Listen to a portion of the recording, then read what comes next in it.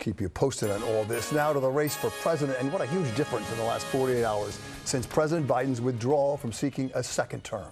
The new Democratic candidate, Vice President Kamala Harris, spoke at her first rally today in the battleground state of Wisconsin, talking about the issues that she is focusing on. Meanwhile, former President Donald Trump bashed Harris on a call with the media, focusing on the border. He also says he wants to debate Harris. And a new poll today from Reuters and Ipsos shows Harris actually ahead of Mr. Trump. In fact, Trump's campaign pollster warning supporters the polls going forward could see a bigger gap. Eyewitness News anchor Sandra Bookman with the big political developments today. She joins us now with the latest. Sandra. Look, Vice President Harris was essentially preaching to the choir today in Wisconsin, a room full of Democratic supporters given new reason to hope with her entry into the race. Her message, what they wanted to hear, that she is the candidate to lead the party into the future and defeat Donald Trump. An enthusiastic crowd greeted Vice President Kamala Harris as she took the stage in Wisconsin, her first trip to a battleground state since taking control of the Democratic presidential nomination to challenge Donald Trump.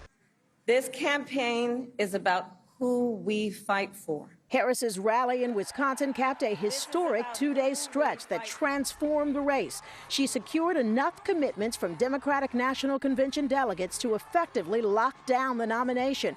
And she also raised $100 million from more than 1 million individual donors, reflecting a re-energized Democratic base. We are here today to throw our support behind Vice President Kamala Harris. Today in Washington, the top two congressional Democrats, Senate Majority Leader Charles Schumer and House Minority Leader Hakeem Jeffries, held a joint news conference, joining the chorus of party faithful who've already pledged their support. Vice President Harris has earned the nomination from the grassroots up and not the top down.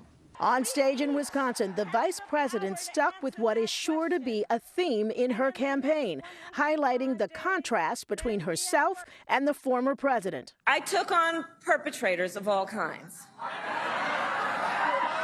Predators who abused women, fraudsters who ripped off consumers. I know Donald Trump's type. As for Mr. Trump, on social media today, he confirmed a Friday meeting with visiting Israeli Prime Minister Benjamin Netanyahu and took aim at Harris. She's the same as Biden, but much more radical. She's a radical left person, and this country doesn't want a radical left person to destroy it.